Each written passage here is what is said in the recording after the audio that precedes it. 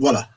Donc, thank you so much for joining us today on this, you know, uh, uh, uh, show. It's a particular show. It's a rally at the White House.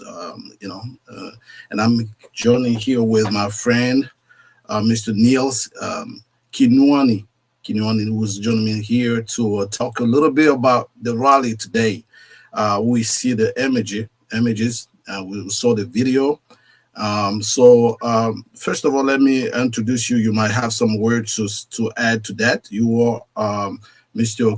Kinuani is the youth coordinator for Congo Democratic Initiative, and also a coordinator for immigrant department of the CCWM, which is the Congolese community in Washington Metropolitan. So again, welcome to the show, my friend. How you doing? Thank you, Malik. I'm doing well. How are you? I'm doing pretty good. Pretty good. Can you hear me okay? Yes, perfect. Absolutely. Well, those imagery and also the word was very strong. I mean, it speaks to if you watch the video from the start, you will understand what's going on. This is not a new issue. This has been ongoing. The crisis in the Congo has been ongoing for years, for decades, and it seems to me that there's no serious attention putting in this crisis. The countless number of people have already passed away in that particular place in Central Africa. So tell us a little bit about who you are and why is this rally today at the White House. Yes, thank you, Malik, for the question. As you said, so many people have lost their lives in this conflict. As a matter of fact, this conflict is one of the deadliest of modern history. If you look at the number of casualties, so the rally was intended to denounce the recent killings and atrocities that are again taking place in the Congo. So we were there to denounce that and call for the U.S. and international community to take action in regard to this issue. As you said, this has been going on for a while, so it's time now to take action to bring tangible solutions. Absolutely. But it's kind of curious for people who actually watch the news, know or familiar with international news. The case of Congo is kind of it's a bizarre case when it comes to the amount of humanitarian. It's catastrophe, if for the lack of better word. And we see next to the Congo, we see a country called Rwanda that according to some reports, is doing pretty good, but yet some critics are saying that, hey, listen, before you congratulate Rwanda, you have to understand what's going on. What can you say about that? What is your take on that? Yeah, it's as you said. So we have on the one hand the neighboring country Rwanda, who seems to be doing well.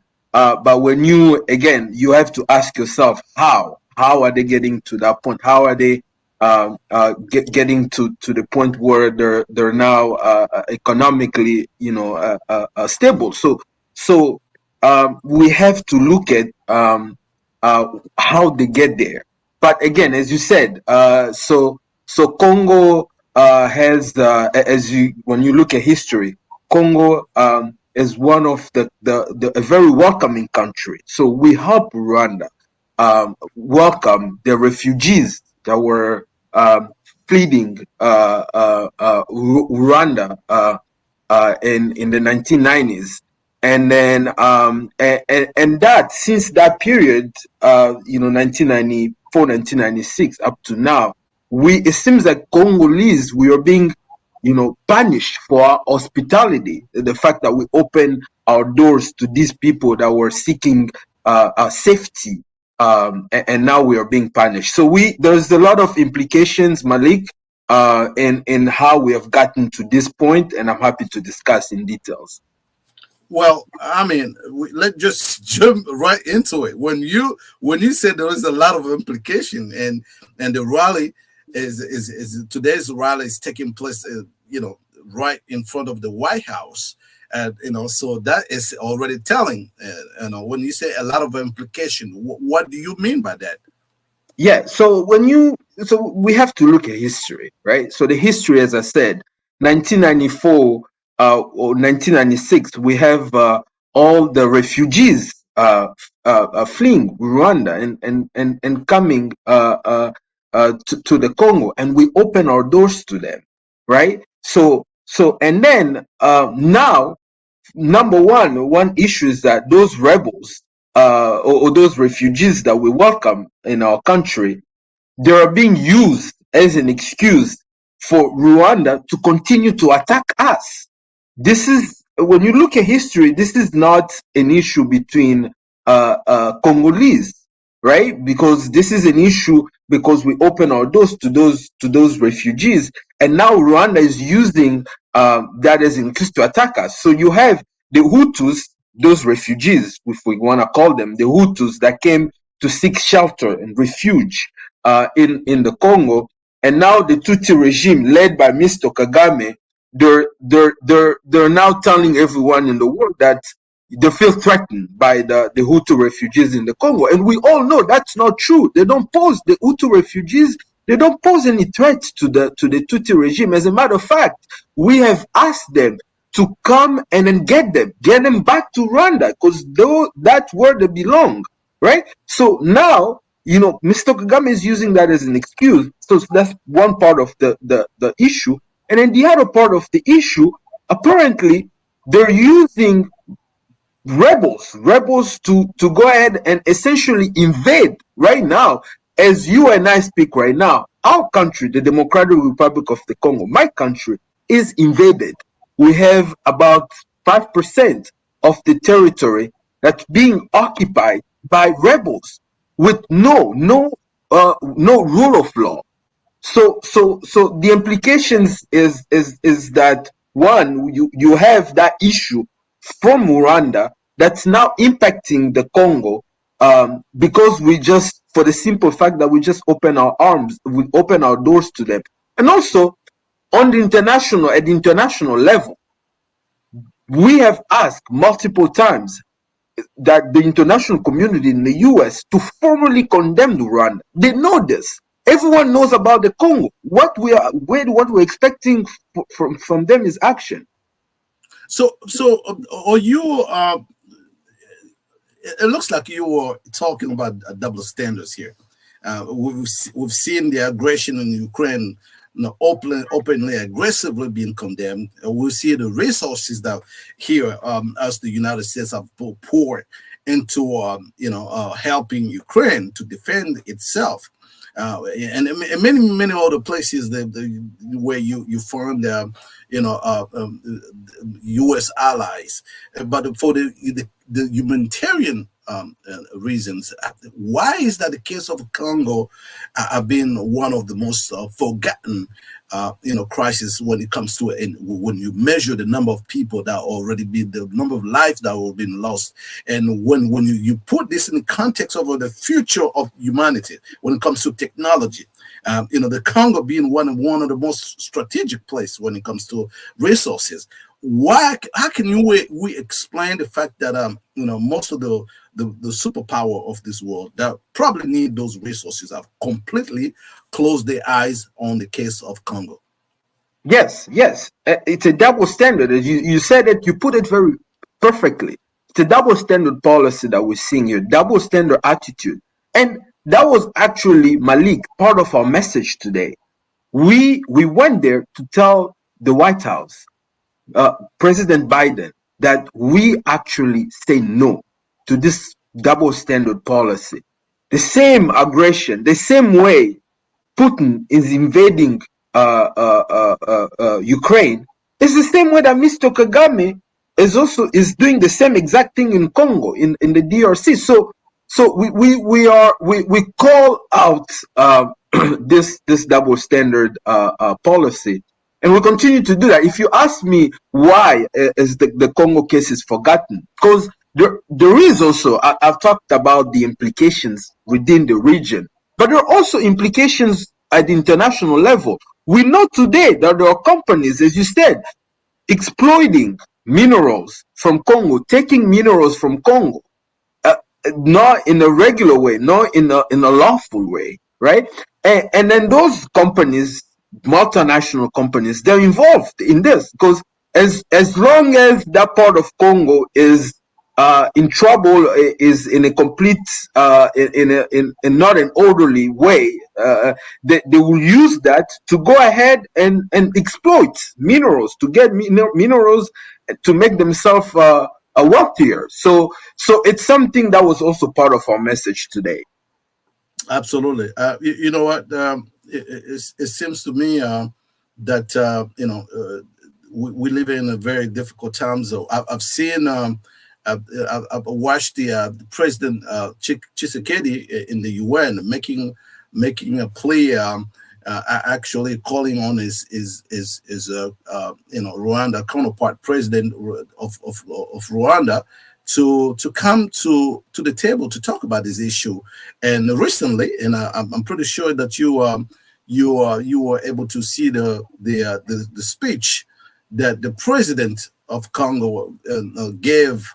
Very frustrated, calling on the Congolese people to take matter to the own ends. So, do you think we can we can get to the point where people, and I'm talking, when I say people, I'm really targeting the West, because when you see, for example, recent events like England giving a lot of money to Rwanda, so-called, they want some immigrants to go in Rwanda. So giving so many money, and I suspect some aid when it comes to armament as well.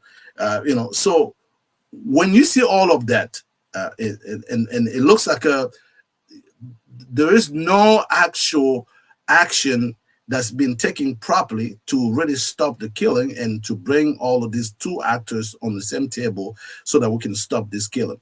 What I'm gonna do, my friend, is there's a while you were protesting, there is one of the fighter for this cause, one of the founder of the Friend of Congo, Mr. Paul Pomfrey, that was at that rally, and that he actually made a really good case. We're gonna listen to him, and then we can continue to discuss on this matter. Great. America pour la paix. Put the news about the. My name is Paul Pumphrey. I'm a co-founder of Friends of the Congo. You may ask, why would somebody from the United States want to start an organization about the Congo? Because our tax dollars is playing a major role in carrying out genocide inside the Congo. And the U.S. government and the U.S. military is aiding and abetting the two countries most responsible for the slaughter of men, women, and children. In fact, the United Nations put out a report in which they pointed out from 1996 to 2006, 6 million Congolese were killed. Now, why? Because U.S. corporations wanted access, cheap access to the minerals located in the Congo. And what are these minerals for? If you have an iPhone, if you have a Samsung, if you have any type of computers, the mineral of coltan and tin is used from the Congo to make them operate. In fact, about 64% of the coltan in the world is located in the Congo. This is why Apple is so rich today, because they are underpaying the price that Australia would charge them for that same. So basically, this is the kind of stuff you already said. The future economy, it looks like we will depend on some other minerals that the Congo have, but the double standard when it comes to holding people accountable for humanitarian crisis like the one we've been living for century. I mean, for century, because when you see colonization, and then after that, this crisis, the ongoing crisis, is just almost incomprehensible. So, based on what Mr. Paul was saying, it's a lot of corporations here in the United States making big profits because a lot of our cell phones are being powered by some minerals that come from Congo. So, do you think this geopolitical crisis, this have become a geopolitical crisis, and how come we, based on some of the work and you've been doing, what will be the best way to bring even those corporations or catching those corporation attention so that they can actually understand that in order for us to have proper business, we have to make sure that the people of Congo, their life are respected. Yes, Malik, thank you for your question. I think it's all about ethical responsibility. President Obama said it. We have to play by the rules. We have to abide by the rules. So it's now this actually gives an opportunity for the U.S. to exercise its leadership. Right, the U.S. is the champion of the rule of law. You and I, we live in this country, and the U.S. government makes sure that those multinational companies abide by the law. So we are asking them to uphold those values in the Congo. So this is not something that's new to the U.S. We are used to this. Like companies will want to make money, right? That's the whole part of business. But it's upon the government to take that responsibility and to make sure that they're abiding by the rules. If they want to do business in Congo, that's fine, but just follow the law, play by the rules. That's all. And then we engage in a mutually beneficial partnership. So we are reminding the U.S. that this is a chance, this is an opportunity for them to exercise leadership, uphold the values, and make sure that whatever is being applied here as far as rule of law, they can do the same in the Congo. And also, you asked about the nationally or locally. What are we doing? There is responsibility on both ends. There is responsibility at the international level. There is also responsibility at the national, local level. Absolutely. So, for most people who really don't understand the geography of these two countries and the nature of this crisis, and Rwanda is such a small country. Maybe if you can put Rwanda inside of the Congo, maybe 99 times. I don't know. You know the better number, but tell us a little bit. How come a small country like Rwanda can maintain, a country, the size of, twice the size of Belgium, or maybe France, or maybe I don't know how many, but bigger than France and Belgium combined? How come a small country like Rwanda can keep a big country like Congo in such a disarray position? Yes, Malik, that's a very good question. This is, I talked about the national responsibility, right, within the Congolese, within our government, and that's where national responsibility comes into play. So our national government needs to ensure security is one of is the primary responsibility for any government. If any government fails to protect its people, that government is pretty much non-existent, because the purpose of having a government as the person of the government is to have that security, to have protection. So now going back to as far as hard as we're trying to push or to push our message to the international community, to the US, we're doing the same thing at the national level, reminding the government that it's their responsibility to make sure that we have proper security, we have proper our army is well equipped and ready to engage with any other rebel groups, and protect its citizens. So here it's actually this is an opportunity for the national government to take its responsibility. And we have seen that. We have seen that throughout the years. Yeah, that there's no responsibility there. So so the case that you guys make today, is this and I know this is not the first time. Is this another way to remind the US, because I know we are the United States is busy right now. We midterm election coming up, and also busy with one of the major crises, one of the major, because the one is taking place in Congo is major to us when it comes to the number of people already lost in that conflict. So the case that you guys make today is to remind not only the United States but also multinational corporation to understand that at one point enough is enough, and when you listen to the president of Congo speech recently, it looks like he's calling now on the citizen of Congo to take matter of on the ends. So in long term, based on the effort that you have been put in place for a long time, what can we do at this junction? We've been protesting. We are, I see people on the street doing whatever they want to do.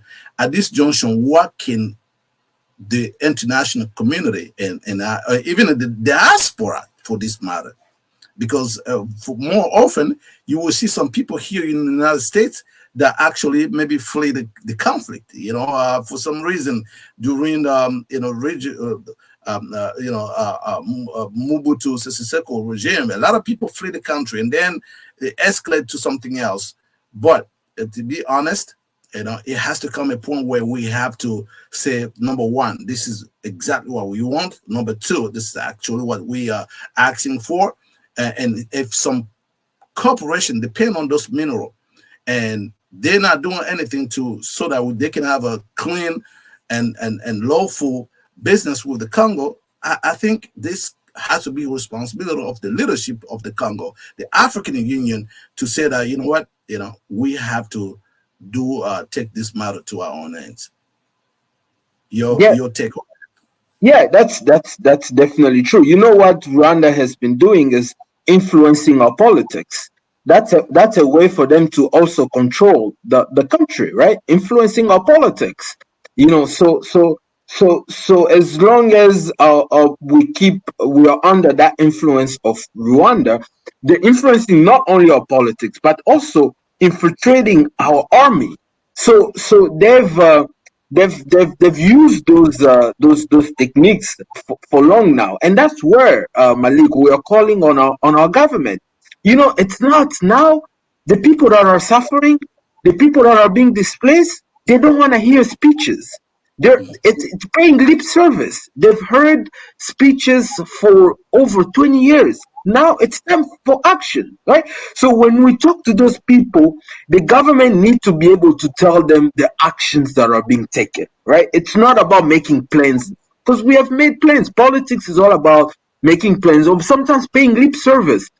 It's not the time for that. Now it's the time to tell those people, here's the problem. Here are the actions that we are taking to protect you. Here are the steps that we are taking to protect you, to bring solutions. So, it's a big responsibility for our government and internationally, right? Like, all the corporations, the companies, they even here, we have that same issue. When corporations are trying to take advantage of the people, of the law, it's our responsibility also in the Congo to bring them to do the good thing, the right thing to do. So we are reminding again the U.S. that those multinational corporations, what they're doing there, it's not right. It's not right. And as a matter of fact, Malik, if you restrict or you find a way to to restrict them from taking from doing that, for breaking the law here, and then they go to the next door and break the law, that defeats your purpose of keeping them to play by the rules here, right? Yeah. So that was our message. Yeah. Absolutely. Yeah, listen, I think the message was clear, and we want to thank you again for coming on this program.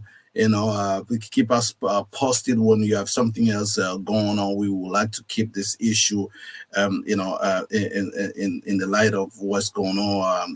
Because it looks like nobody's paying attention, especially that a lot of forces and a lot of resources have been poured into Ukraine. Not to say that the Ukrainians don't deserve it. All we're saying is just that the people of Congo have been suffering for centuries, for years, and continue to do so. And the time is now to do something. I don't know if you have something to add to that as a conclusion. Yes. So my concluding remarks will be this: we need public awareness. The issue of the people of Congo, of the Democratic Republic of the Congo, it's not about the African continent, or it's not about Congo as a country. It's about humanity. Because, Malik, you talked about the number of people. We are over at around 6 million people that have lost their lives because of this conflict. So this is about humanity. So we ask everyone, you can contribute to our effort by raising awareness on social media, either talking to people, raising awareness that as we speak now, people are being killed, women are being raped, children are being left behind from the parents who are not going to school, they're being displaced. And this is about humanity. If you care about humanity, then you should care about the issue in the Congo. Absolutely. Again, thank you so much, Nils Kinuani. I hope I said that correctly. Yeah. Sir, listen, it was good to talk to you. And as I said, keep us posted on what's going on in the Congo. We would like to continue to cover any events that will go on over there, because it's over time. We need to do something. And our allies, the United States, need to open their eyes and actually take responsibility as a global force for good. So again, thank you so much, and we look forward to speak with you another time. Thank you, Malik. You take care. Absolutely. All right. So that concludes our show for tonight. Our guest today was Nils Kinuani. He's a youth coordinator for all DR-Congo and the CDI in this area, DMV, DC, Maryland, and Virginia area. So we hope that his message was clear. We hope that he made its case when it comes to the Congo. It's about time people really, take a look on what's going to disaster and the human catastrophe that's going on in the Congo. It's in the 21st century. This is just unacceptable. We cannot continue to accept and act like we don't know what's going on. So again, ladies and gentlemen, thank you again for tuning in. We look forward for another this kind of program. Please go and support it, and so that we can continue to give the voice to the voiceless. And that was Talk to Me. And my name is Malik Linzonzo, and I will look forward to see you on a different program another day. Take care. Bye-bye.